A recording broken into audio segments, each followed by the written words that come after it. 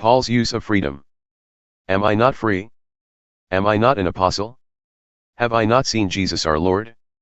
Are you not my work in the Lord? If I am not an apostle to others, at least I am to you, for you are the seal of my apostleship in the Lord. My defense to those who examine me is this. Do we not have a right to eat and drink?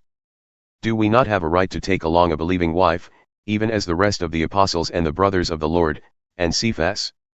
Or do only Barnabas and I have no right to refrain from working? Who at any time serves as a soldier at his own expense? Who plants a vineyard and does not eat its fruit? Or who tends a flock and does not consume some of the milk of the flock? I am not just asserting these things according to human judgment, am I? Or does the law not say these things as well? For it is written in the law of Moses, you shall not muzzle the ox while it is threshing. God is not concerned about oxen, is he? Or is he speaking entirely for our sake? Yes, it was written for our sake, because the plowman ought to plow in hope, and the thresher to thresh in hope of sharing in the crops. If we sowed spiritual things in you, is it too much if we reap material things from you? If others share the right over you, do we not more? Nevertheless, we did not use this right, but we endure all things so that we will cause no hindrance to the gospel of Christ. Do you not know that those who perform sacred services eat the food of the temple, and those who attend regularly to the altar have their share from the altar? So also the Lord directed those who proclaim the gospel to get their living from the gospel. But I have used none of these things. And I have not written these things so that it will be done so in my case, for it would be better for me to die than that. No one shall make my boast an empty one.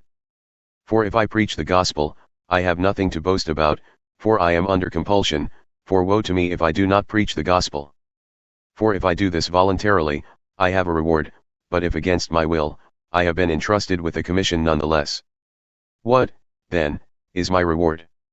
That, when I preach the gospel, I may offer the gospel without charge, so as not to make full use of my right in the gospel. For though I am free from all people, I have made myself a slave to all, so that I may gain more. To the Jews I became as a Jew, so that I might gain Jews. To those who are under the law, I became as one under the law, though not being under the law myself, so that I might gain those who are under the law.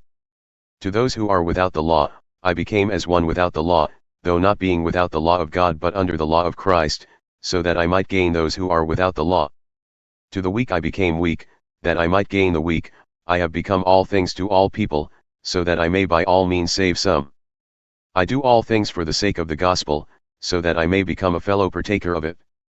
Do you not know that those who run in a race all run, but only one receives the prize? Run in such a way that you may win. Everyone who competes in the games exercises self-control in all things.